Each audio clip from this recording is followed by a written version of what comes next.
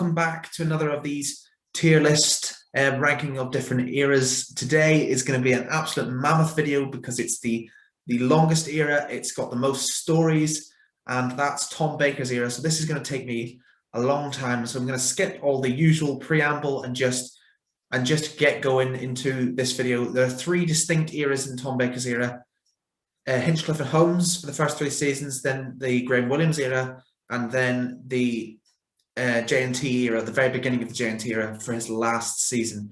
And all of those eras are very inconsistent and means that this list is going to start off very positive and become very middling by the end, because the Hinchcliffe and Holmes era is vastly superior to the other two. Anyway, Robot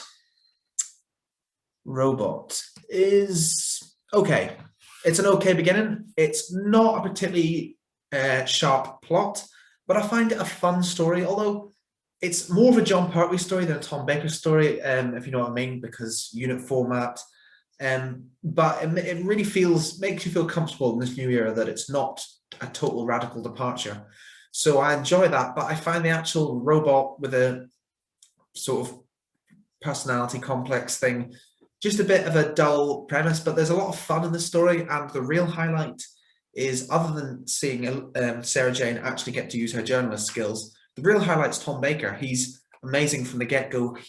The sheer dialogue in this episode is incredible. It's very witty. It's very funny. Some of the best Tom Baker lines ever are here within his first 4 episodes. I think it's a good enough story. It's not anything exceptional, and some of the effects are a bit dated.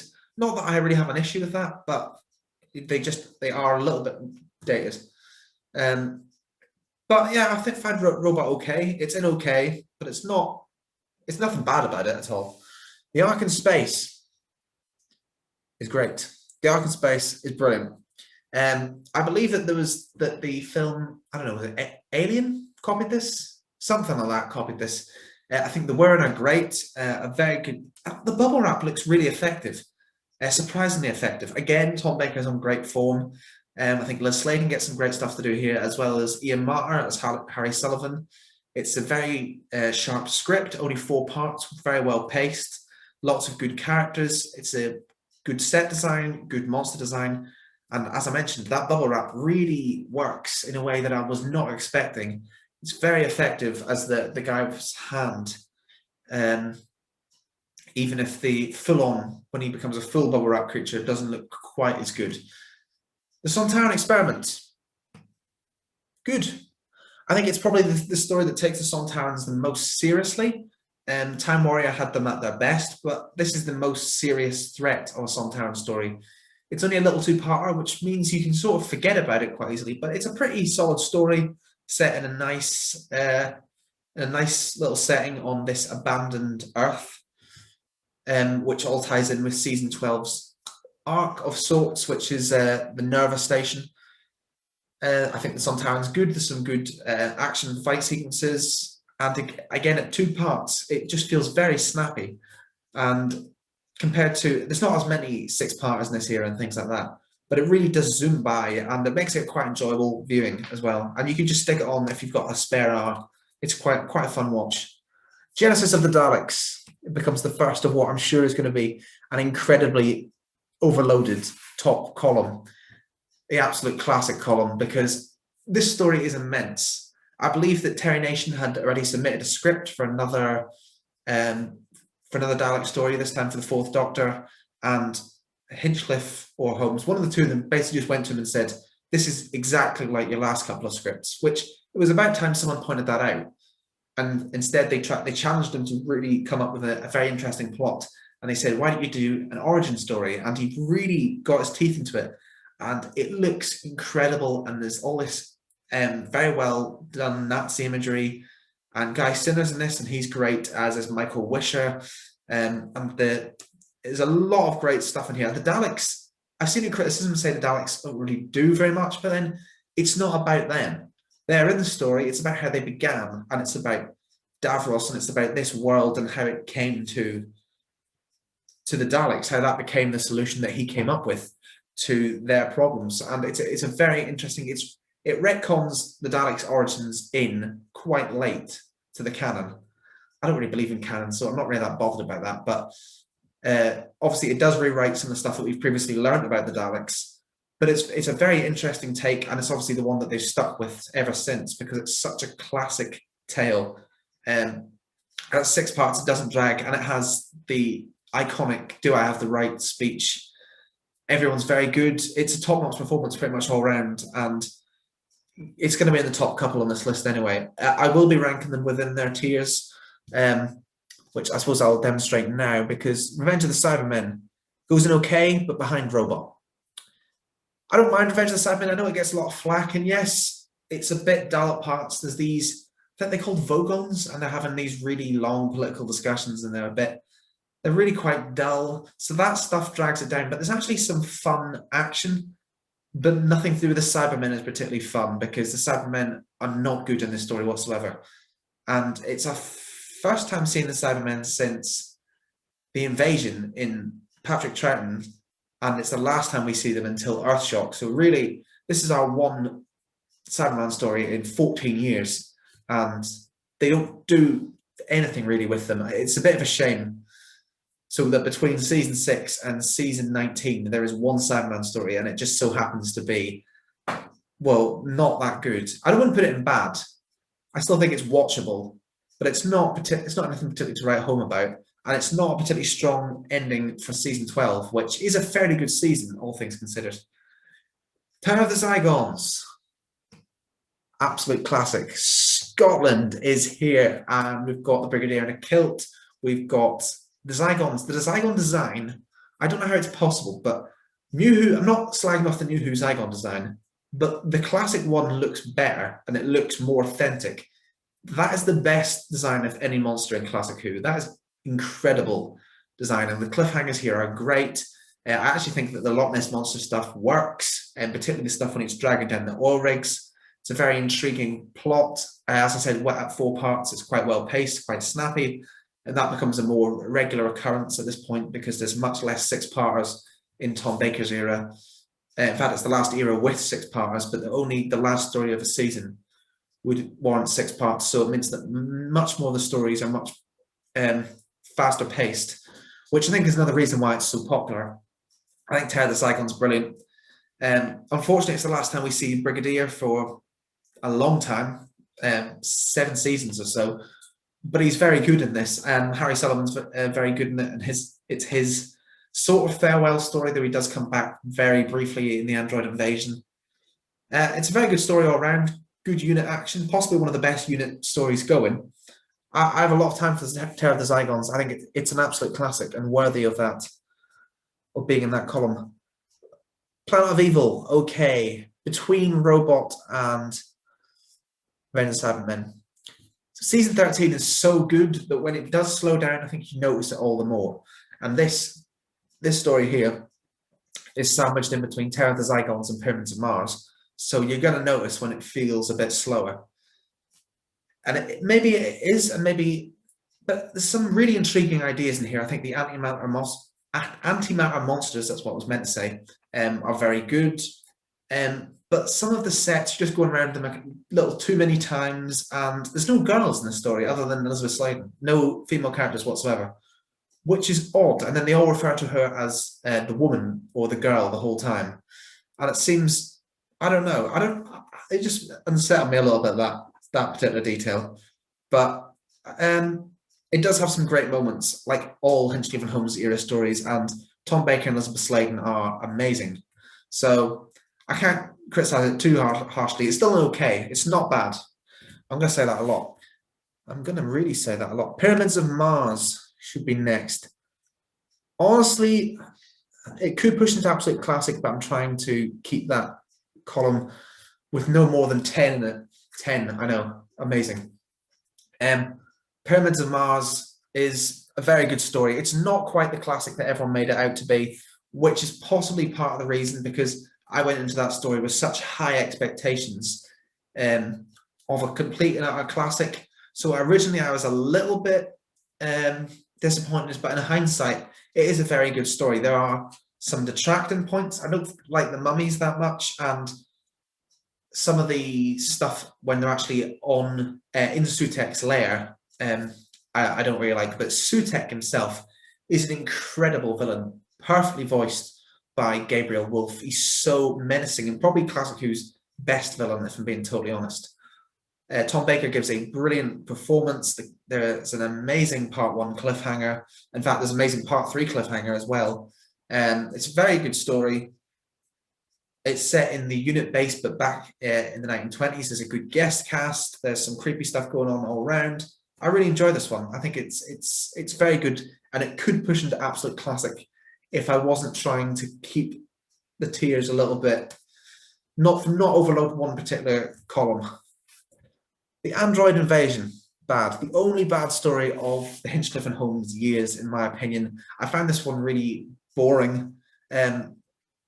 It's Terry Nation, so I quite like a lot of Terry Nation stuff, but I don't think he really is bringing his A game here. My biggest gripe for this is probably that it's the last story ever featuring Ian Marter or John Levine, and neither of them get a proper goodbye.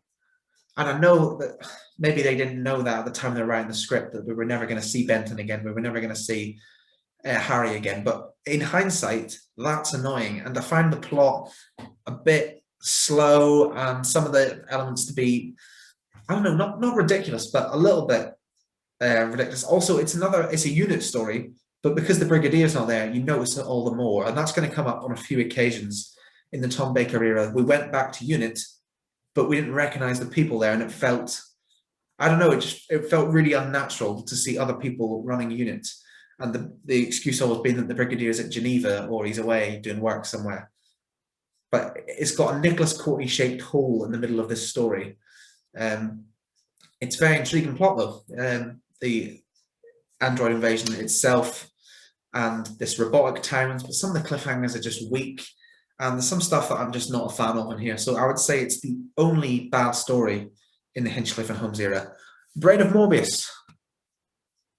Absolute classic. Brilliant story. The only detraction being that this is what Chris Chibnall used as the foundation for The Timeless Child. But I always just saw them as Morbius's faces. Just getting that out of the way now before that gets brought up at any point. I think Morbius is a great villain. This is still when the Time Lords were interesting before they totally jumped the gun with them. Some great performances from the guest cast. I think Sisterhood of Karn are great. It's possibly the first outright Gothic story. People always talk about the Gothica of the Hinchcliffe and Holmes era, but for me, this is probably the original Gothica one. Maybe Pyramids of Mars, but it is quite dark. It's well paced. I like everything that's going on here, even though Morbius finally comes out as a very strange looking creature. It doesn't really bother me, and I love the prestige of Frankenstein with the mad scientist and the monster, and just the tone. You know, when we first arrived, I was like, blimey, it's like a Victorian setting with the lamps and the looking through the dark. It's a very good looking story with incredible tone and atmosphere, which really enhances it a lot. So yeah, I do think this is worthy of the absolute classic bracket, even though it does garner some mixed reviews at times. Something that doesn't garner mixed reviews and everyone thinks is great is the Seeds of Doom, which I'm going to chuck above Terror of the Zygons there. I love Seeds of Doom. It's great, and it does something that I think all longer stories should do, which is it changes up the pace dramatically. On this one, after the second part. So the first two parts are set in Antarctica with the discovery of this plant on this Arctic basin, and the doctor arrives and this plant starts to infect people. And then at the end of part two, the whole story just shifts into the English countryside with the botanist Harrison Chase, and he's got John Challis working for him, who's a great henchman.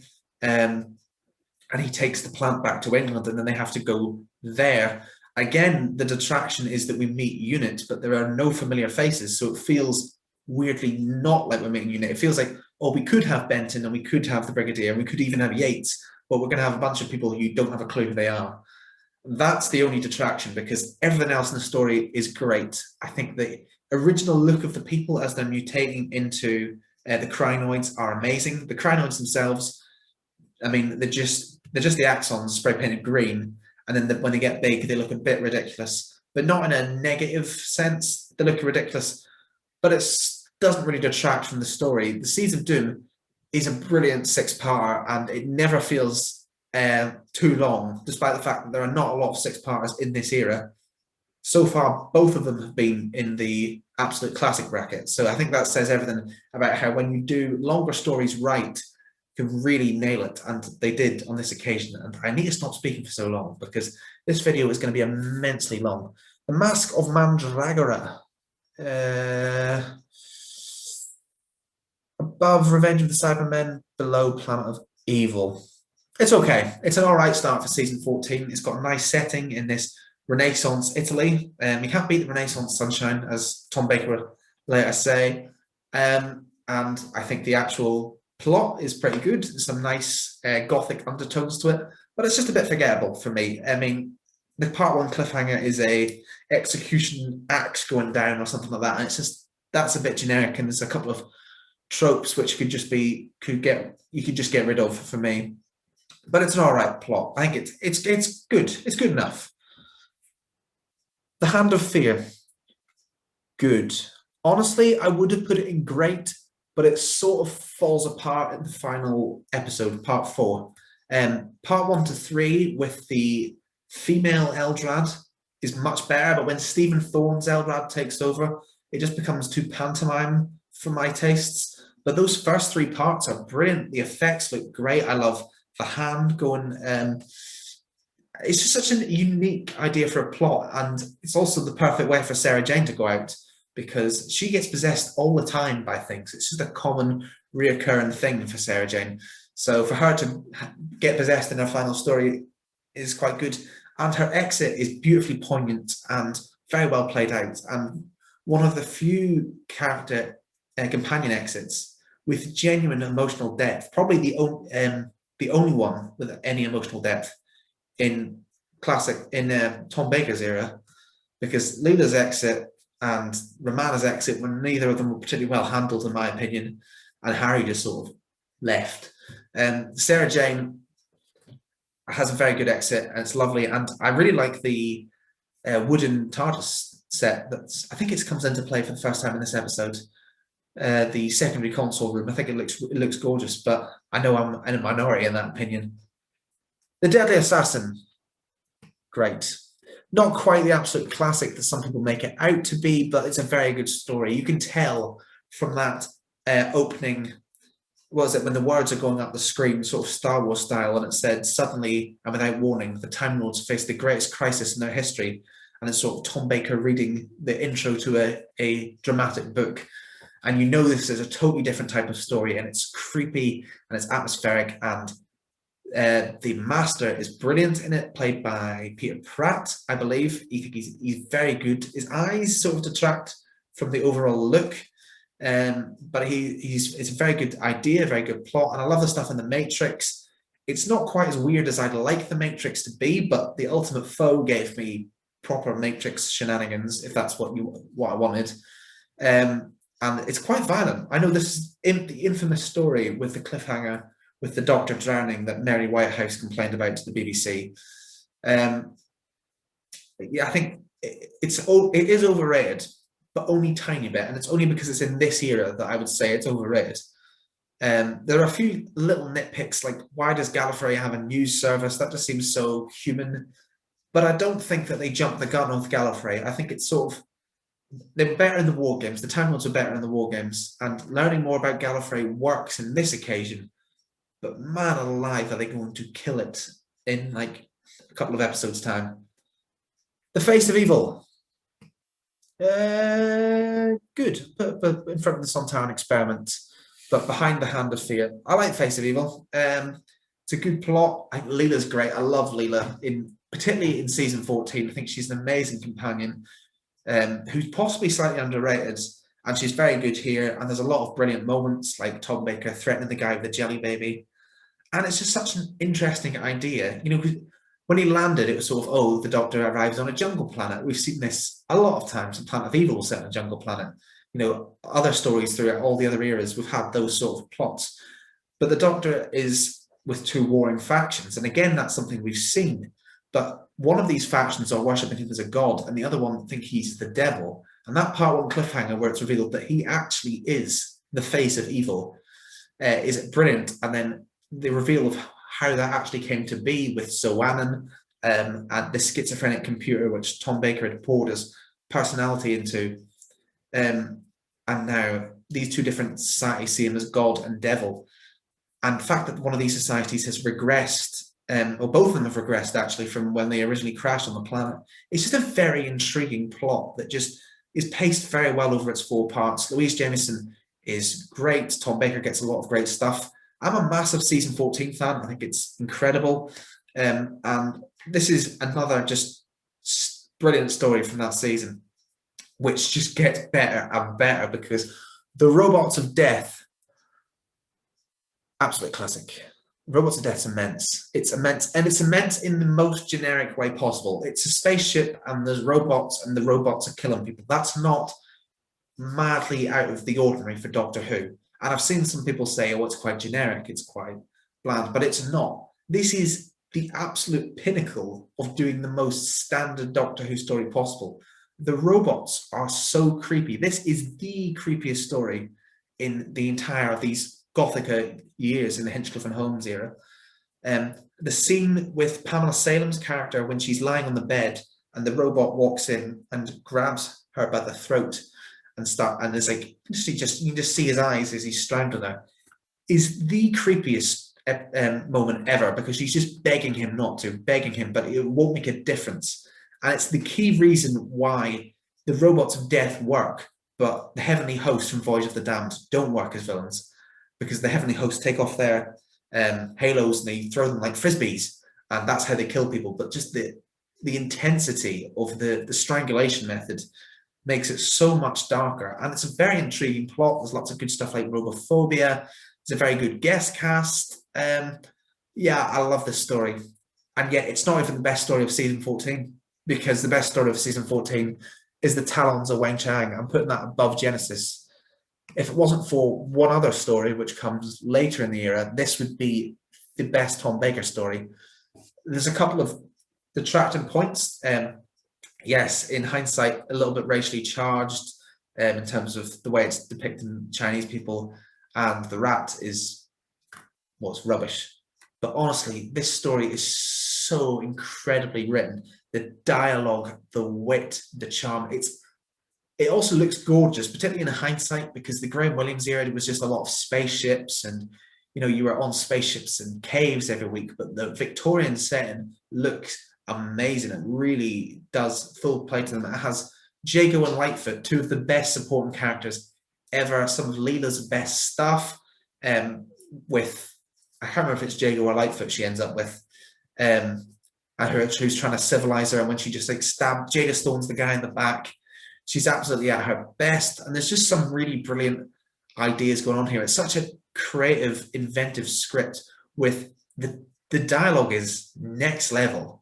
I can't remember if it was Russell T Davies or Stephen Moffat who commented on how good the dialogue in that episode was, but honestly, throughout the whole thing, the dialogue is immense, and it's just such an amazing story. I've only seen it once, but I very much am looking forward to rewatching it when I get around to it, because I think it's a very good story. Horror of Fang Rock, 3 absolute classics in a row. This is what I meant when I said that the top of this list was going to get over the top. No, not above Genesis of the Daleks. Above Robots of Death? Yeah, I'd say so. Horror of Fang Rock's amazing, and it's the proof, if you needed any at this point, that budget and effect mean nothing.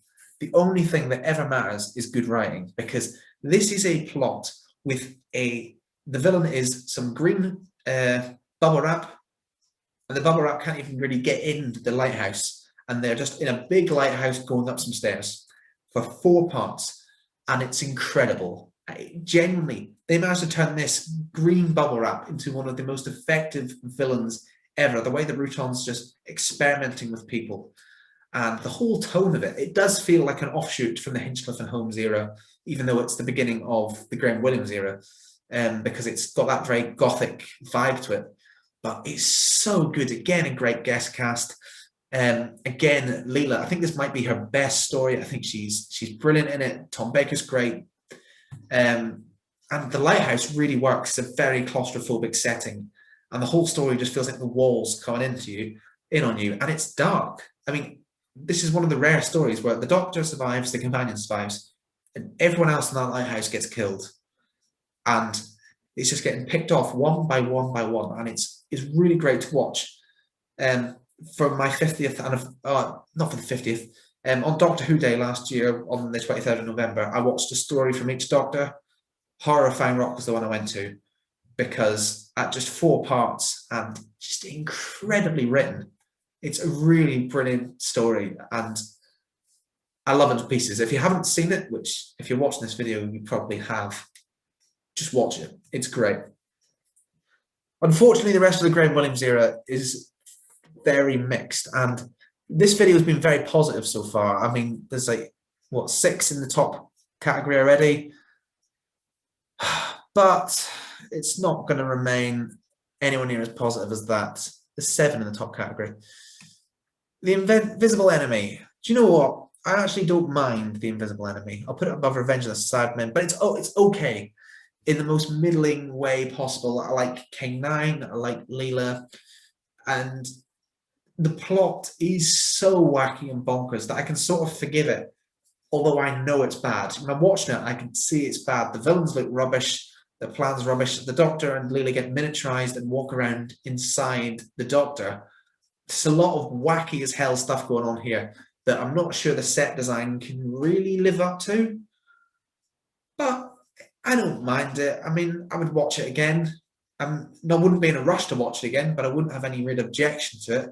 It's sort of a harmless, feckless camp story, to be honest. The Image of the Fendahl.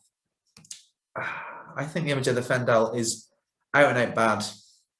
Not gonna lie, this one had a lot of praise. By this point, I was dipping in and out of the fandom's opinions on episodes, so I would go in with a certain preconception. And The Image of the Fendahl had quite a lot of love, but for me, it's just another bad cult story, and we've had a few of them at this point, and none of them have ever lived up to what the Daemons was. None of them. And this just feels like the absolute worst. The Fendahl itself is that I love the big golden Fendahl, that was great, but the actual Fendalites, they look rubbish. The guest cast are not good. I don't think anyone's really having a good day. It's badly written, I think, slightly badly paced as well. And there's a bunch of side characters that you just don't really care about. It feels like it has all the elements that mean it should be a good story. Cults and creepy skulls and all the stuff, but it just doesn't work. And much like I said about the historicals with the Romans, where I said that pretty much all the pure historicals after the Romans fall into the trap of me comparing them to the Romans in a negative sense. All the cult stories after the Daemons, I just compare to the Daemons and they come off in a much more negative sense. So The Image of the Fendahl has that problem, and for me it's the first of many stories that are going to occupy these, not many, but the first of quite a few Grimm's William era stories that are going to be in these last couple of boxes, categories, whatever you want to call them. The Sunmakers, on the other hand, man alive, I love the Sunmakers. Season 15 is my least favourite Tom Baker season, but it has Horror of Fang Rock and the Sunmakers.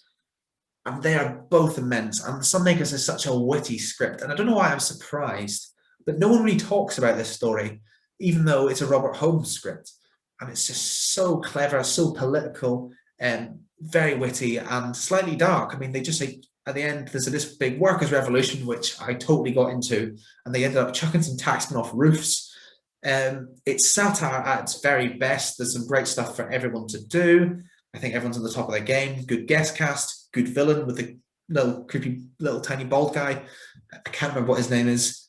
But it's very well written, nicely played satire, and I wasn't expecting it, because after Horror of Fang Rock, there was almost this perception that the next story that people consider to be a classic is City of Death, and that's 2 seasons away.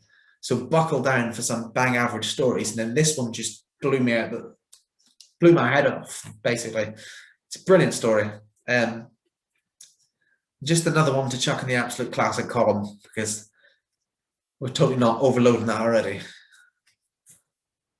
Underworld, bad, but not in an aggressively bad way. Not in. Actually, I'm going to put Image of the Fendel above Android Invasion.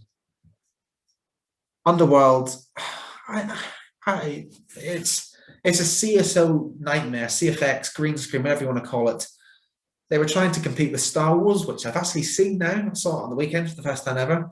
And it just doesn't work. It looks so cheap. And it's frustrating because they didn't need to do that. You know, I'm someone who doesn't like to complain about effects because that's of its time, but it was bad for the time. And also, they didn't need to. They could have just filmed like they did always did in Caves, just built sets. They didn't need this additional thing with this shade of red over the whole thing. The quest is the quest. There's some fun stuff. I don't find it terrible, but it's certainly bad. It's not even just objectively bad. I know it's bad, and but when I watch it, I'm like, this is not good. But I don't find it painful to watch, which that is basically what the terrible tier is reserved for. Episodes that you'd have to financially incentivize if you want me to watch them again just for fun, because no way would I be watching The Invasion of Time ever again. The Invasion of Time is one of the 3 Classic Who stories that made me question why I was subjecting myself to viewing Classic Who. The Web Planet, The Invasion of Time, and The Two Doctors are the Holy Trinity, or in this case, the Satanic Trinity, because they are the 3 weakest Classic Who stories. For me, though, this is the worst. 4 parts where, blimey, that plane's loud. 4 parts where you're trying to work out what the flip's going on. The Doctor's keeping you so far out of the plot. He's acting so out of character. You know he's not turned bad because the show would never actually do that. So that doesn't really work as a bait and switch mode. Leela's being really frustratingly kept out of her own final story. Gallifrey has become just totally devalued. It's not mysterious anymore. It's not powerful anymore. It's just a joke. And then when they actually solve the plot against these scary Scottish sellotape people, the Sontarans turn up, and the worst 2 episodes of all Classic Who are part 5 and part 6 of The Invasion of Time. I was banging my head off my own bed at how bad it was. I was like, why am I doing this? They've run around the TARDIS away from some Cockney Sontarans who are a joke. And if anyone thinks the Sontarans have been ruined because of Strax, no. These things right here, this is what kills the Sontarans dead in their tracks. Because it's just such a pathetic story. Those last 2 parts, the Sontarans invade Gallifrey. This is their finest hour. And they spend 2 episodes running around the TARDIS after the Doctor, corridor after corridor after corridor after corridor. Whose idea was this? Because I've got a strange feeling this script was actually written by Graham Williams, and he should have been sacked for this. I think they actually had to have a meeting with him at the BBC afterwards, and they had to agree that the comedy had ruined the episode. And it isn't even funny. It's just aggressively bad. Oh, I hate it. I genuinely hate it. The worst Classic Who story is in this era. The Ribos operation. Okay. I don't mind the Ribos operation. I think it's all right. It's season 16 is very average. Most of season 16 is going to fit comfortably into the okay tier because very little of it's actually bad. Very little of it's good. It's just a series that does very little for me, to be quite honest, which is a shame because I love Mary Tama's Romana.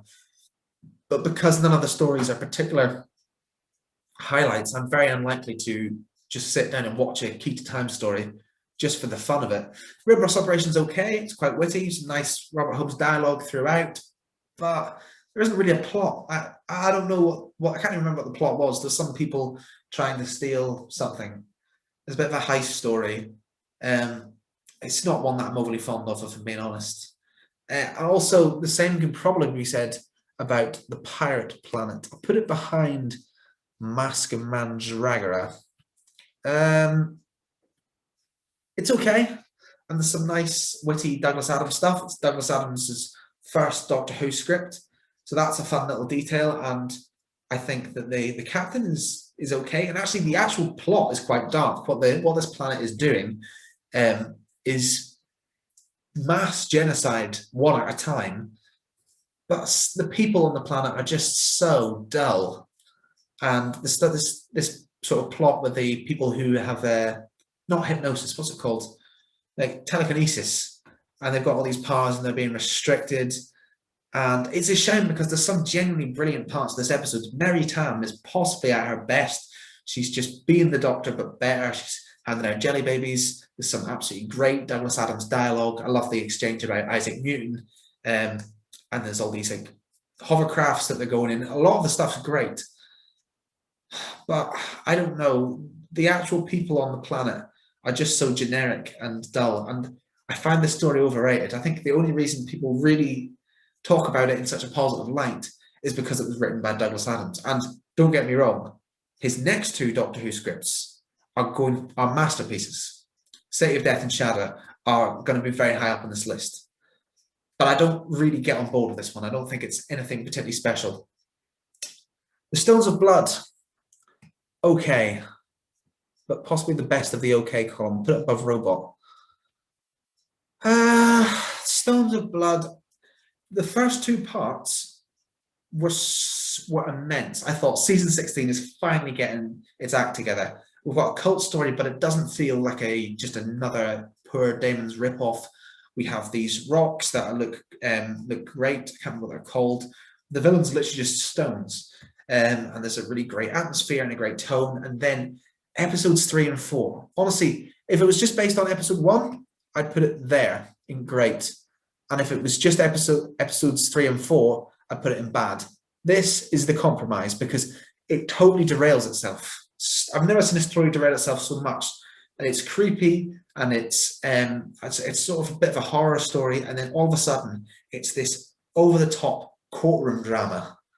And it's just, when the Tom Baker's got the wig on and he's playing judge, or lawyer, sorry. It's just such a pathetic way to take the story because it was going so well for the first half, and it could have been immense. It really could have been season 16's crowning jewel, and for a lot of people, it still is. But I just don't enjoy those parts 3 and 4. Androids of Tara is season 16's crowning jewel. I'll put it in good. It's nothing particularly special. It's a nice, fun plot. I don't know why they've used that picture of that monster there because he's hardly in the plot. Mary Tam has an amazing purple outfit.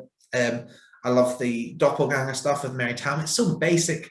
So many classic Who stories do doppelganger stories, but I always enjoy them, to be honest. I'm never sitting there going, and yes, it always goes to the same place where, we've got, it always goes to the same place where one of them has to impersonate the other. That's the most basic doppelganger thing going. Hartnell's done it, Troughton's done it, Nyssa will later do it, and Romana has to do it here. It gives Mary Tam a lot of fun stuff to do, and it's a very enjoyable plot. There's sword fights and robots, and it's a fun story, where season 16 can sometimes feel like a bit of a drag. This is a nice, fun little plot. The Power of Kroll gets way too much hate. It's not anything particularly special, but people always talk about it like it's some sort of bad story. I think it's actually very good. It has some deeper issues at play, which it deals with quite well. And Kroll itself, whilst you can tell it's not real and the big thing, when you see it in full, when you just see its tentacles coming into the base and it grabs someone, that looks amazing. It doesn't look quite as good as the crack in Dead Man's Chest when it does that, but that's what it reminded me of. I think all the cast are pretty decent. Yes, there's another sacrifice cliffhanger. Yes, there's these savage people who are a bit pointless. I can't remember what they're called.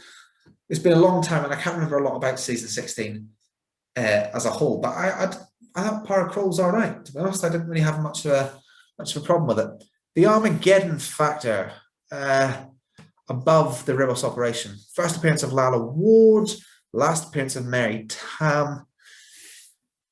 It's the most basic Doctor Who story ever to end this arc. It's they get accused of being spies. There's a lot of just basic trope bingo stuff. K9 is used as a complete plot device. There's a lot of problems there, And what was that guy? Drax, is that his name? The Time Lord guy who calls the Doctor Theta Sigma, which I was like, did they just give the Doctor's name? But apparently it was his nickname at the Academy. Who's this Time Lord who's got a Cockney accent and speaks in Cockney rhyming slang. I was like, they told you after the Invasion of Time, Mr. Williams, that you were supposed to be reeling the comedy in for fear of detracting from a serious plot. And this is daft as anything. But when it actually focuses, it's quite good. But it just doesn't focus enough. I feel like it's all but very negative, this video, because it started off so positive. But that's just how my feelings for Tom Baker's era as a whole goes. It starts off incredible, and then it's mixed for the rest. And it doesn't really know what to do with the key to time itself, because they just sort of get the key, and then the Black Guardian pretends to be the White Guardian to try and take the key, and then they just like use it themselves and go on a runner. Although I do like the fact that this feud with the Black Guardian means that the Doctor has to put the randomizer on the TARDIS, because it brings back the total randomness of the older stuff before. I actually think that when the Time Lords gave the Doctor his knowledge of time travel back, they gave him a little bit extra, because before Pertwee, no way could anyone steer the TARDIS. Never. Troughton and Hartnell could not do it. But it means we do get to go to a lot of new places, including, look, rocks, Destiny of the Daleks.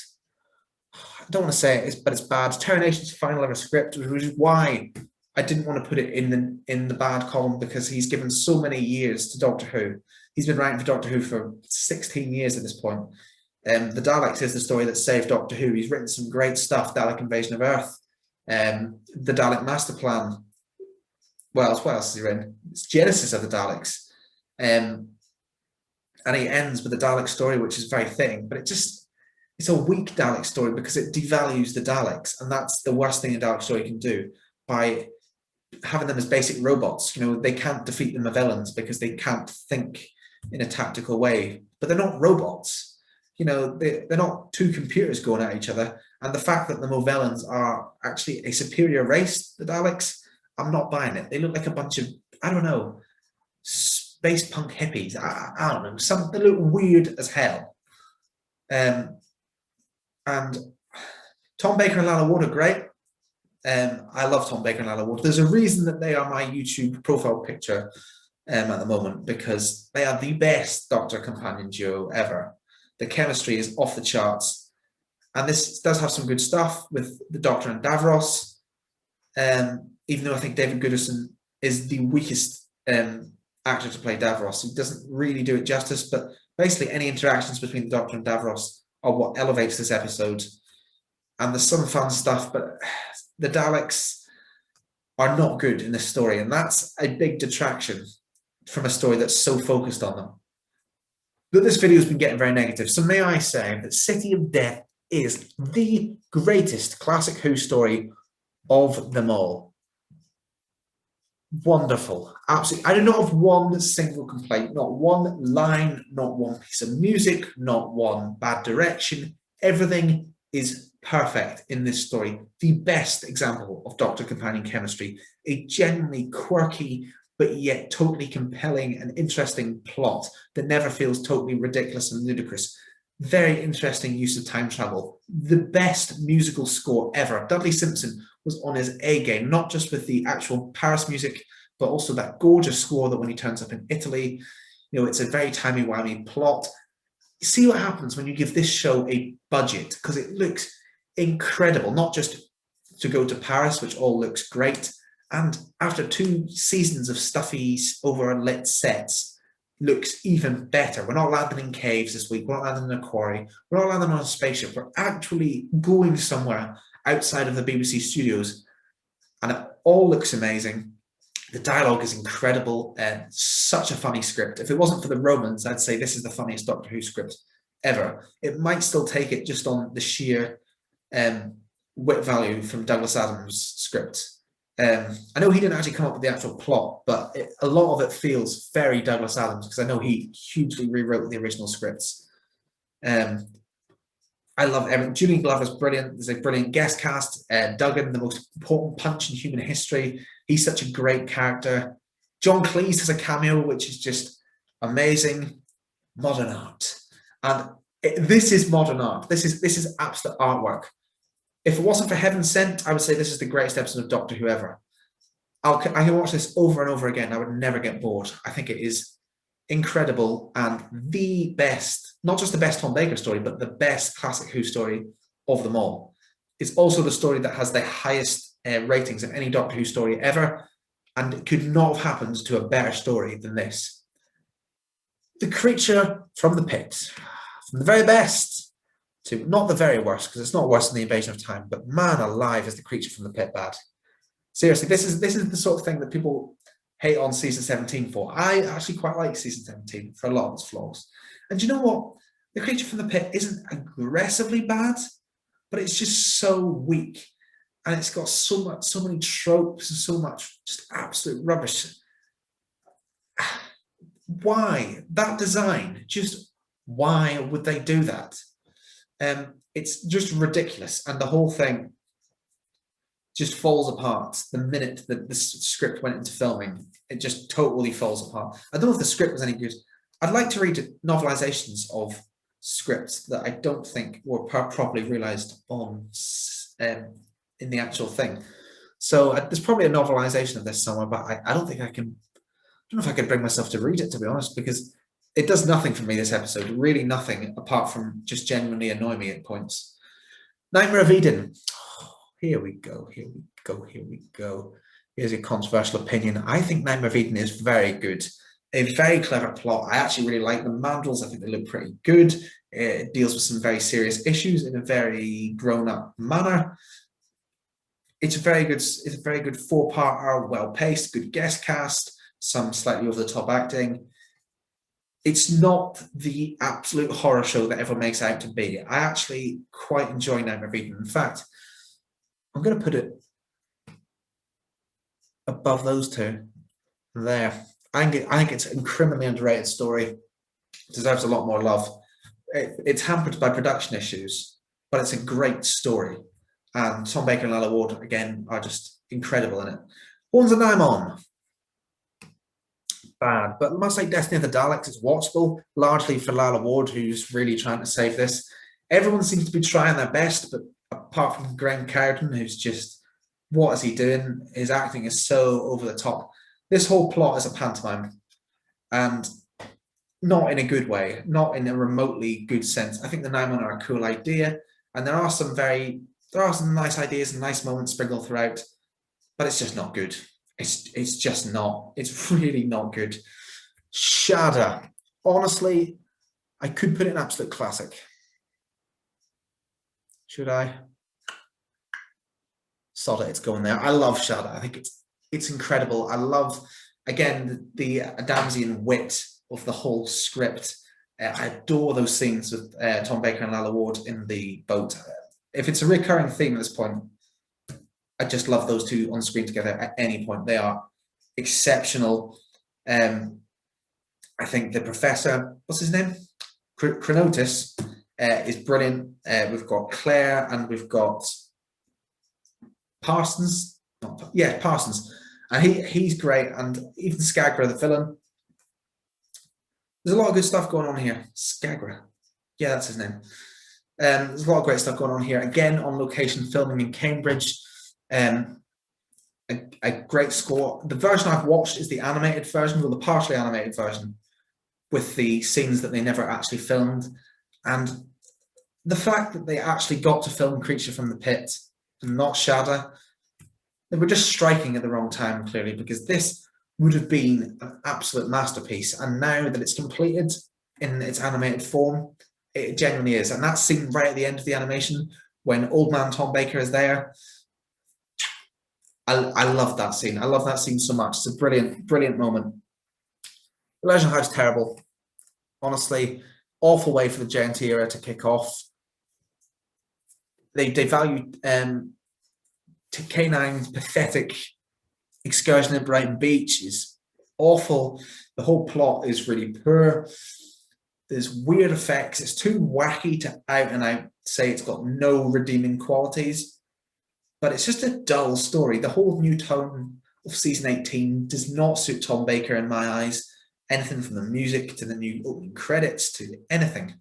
it doesn't suit him. Lalla Ward is the only thing keeping this above Invasion of Time, probably, because she does a really good job at keeping this story on track. And I like the Famasi design, but it's such a pathetic excuse for an episode. Meglos. Meglos is okay. I can't hate Meglos. It's a bit stupid. It's a bit daft. It's a bit camp. And the Doctor becomes a cactus person. And the villain is a cactus. But it's okay. I mean, I don't really have a lot to say about it. I think Tom Baker puts in a decent shift as Meglos reincarnated into the Doctor's form, whatever way you want to see that. I haven't got a lot to say about Meglos. Full Circle's great. I'm putting that there, just behind the Deadly Assassin. I think it's a brilliant, brilliant story. And the music is incredible. It's one of my favorite scores ever for a Classic Who episode. I don't know who does the music in season 18, but they do a very good job quite a lot of the time, even if sometimes the musical tone doesn't suit Tom Baker as Doctor. It's the first time I meet Adric. He's actually okay and slightly bearable here. A very interesting plot that plays out over just 4 parts. Yes, it's another spaceship and a society that's a crashed spaceship, and then this society that's sort of regressed backwards, and there's all these myths and urban legends to unravel. But I think it's a very fun episode, and it's a great kickoff to the Black Guardian trilogy, not Black Guardian, the East-Base trilogy, which is a very intriguing arc for the show, which I think it handles very well, and is the highlight of season 18 when it's doing so.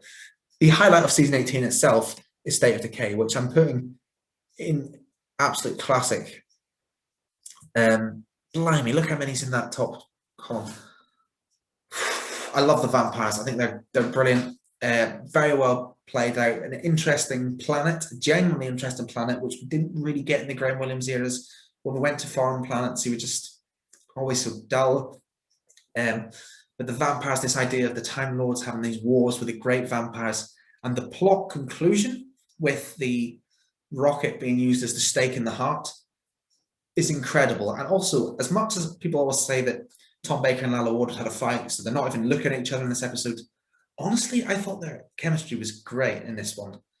There's a scene in the dungeon where I really thought that was top-notch acting skills, because if they did have some fight and they were hating each other, then I actually think they were doing a pretty good job at hiding it. And it's just a very creepy Hinchcliffe and Holmes throwback. And some people have said it doesn't suit this new tone of the show, and maybe it doesn't. But it's a hark back to when the show was at its peak. So I'm going to take it, because even just looking at the top bracket, most of them are creepy stories in some variety that hone in on the horror Gothica aspects of the Hinchcliffe and Holmes era. And this is no exception. I love State of Decay. Even Adric siding with the villains, and even Adric's presence can't deter from it, because for most of the story, he's not with Tom Baker and Lalla Ward, because the last thing that pair needed was a third person to ruin their chemistry. Warrior's Gate. A lot of people think it's a masterpiece. I do think the direction is brilliant. Not going to lie about that. Put it behind Mask of Mandragora. Yes, the direction in this is brilliant. It's the most creative direction in any Classic Who episode of them all, in my opinion. It looks very good, and it's an interesting plot, but I don't really like Lalla Ward's exit, considering she's one of my favorite companions. It felt like a very weak, unearned exit. I do like the idea that she's running away from the Time Lords, but I don't see why she has to stay in the East-Base. And it's just it's a very wacky, creative concept, but I don't quite click with it for some reason. It's interesting, it's got a lot of great ideas, but there's just a lot of walking around white nothing and weird stuff going on that I'm not totally... With a bit of fine-tuning, I think it could have been a classic, but it's still a very good end to the East-Base trilogy. When it's at its best, I do enjoy it, but I don't find it a complete masterpiece. Like, I know a lot of people have a lot of time for it. The Keeper of Traken. Good. just stick him in good. I like the Keeper of Traken. I like Nyssa's introduction. I like Anthony Ainley as the old guy. I think he's great. I assume he's playing the old guy anyway. Nyssa's father. It's nice to see the Master again after all this time, particularly because the Deadly Assassin cliffhanger, well, not cliffhanger, but the end of the Deadly Assassin had suggested the future was going to hold lots more Master Doctor stories, and then Graham Williams had just totally never picked up on that. So that whole thread had just gone south, but having the Master still in his creepy, deformed form, this time played by Jeffrey Beavers very well. There's a lot of fun stuff going on here, but it's not quite a classic. Again, it just feels like something's missing, and that something missing is probably the spark in Tom Baker's actual performance. I feel like I should say Tom Baker's absolutely one of my favorites, probably my favorite classic Doctor, maybe just behind Peter Capaldi, but I love Tom Baker in this role. I think he was born to play the Doctor, but in season 18 he is missing a certain spark, and I think that maybe drags a few fairly good stories down a little bit. Logopolis, Tom Baker is giving a top-notch performance. I'm not going to say anything contrary to that, because he absolutely is. The only thing that I've mentioned this before, but I will not forgive them for introducing Tegan in this story, because we do not have time for a companion introduction for Tegan. We do not have time to reintroduce Nyssa as a companion. We don't even have time to introduce the new Master played by Anthony Ainley. We have 4 parts. And this is Tom Baker's final story. There's only one person I want to focus on, and that's Tom Baker. And he feels like he's not the center of his own regeneration story. And that's the main detracting thing, because the music is immense. There is a tone that makes us feel like a proper funeral, like we're marching towards a significant death, which I love. But then we go to the planet of the mathematicians, and that's not great. And we go to, and we have to deal with Tegan mouthing off for the whole story, and stuff like the Doctor measuring the police box. I'm not sure that I particularly like. I like the cloister bells. I think that's a great moment, and it really ups the stakes of the story. And I love the bit when after he falls and he sees all these companions' faces but at the same time, it's so contrasts, because you see Sarah Jane and the Brigadier and Harry and 2 Romanas and Leela, and you think, man alive, this man has had the best run of companions ever. But then you see these 3 companions he's got round him, and no disrespect to any of them, but he has no connection with them. He's dying surrounded by a bunch of strangers. And it's not like in Caves of Androzani, where Davison's noble sacrifice for someone he doesn't know enhances the plot. He's dying surrounded by a bunch of strangers, and we've just seen all of the best actors in it, all of the best companions that he's had. And Tom Baker has consistently the greatest chemistry with all of his companions. Liz Sladen, Louise Jameson, Mary Tallon, Lalla Ward. Between those 4, an incredible run of Doctor companion duos. And the fact that he dies surrounded by these people who he has no connection with sort of detracts from that from me. But Tom Baker has given an amazing performance in this episode. Anyone who accused him of not caring in season 18, I think is totally wrong, because he's totally in control of this role here. And blimey, this video was long, so I'm going to try and cut it now. Please tell me what you think in the comments about his companions, about his era, about Tom Baker himself. Does it tail off? What bit's the best? Hinchcliffe and Holmes, or who? Anyway, thank you for watching. I'll see you again for Peter Davison tomorrow. Bye.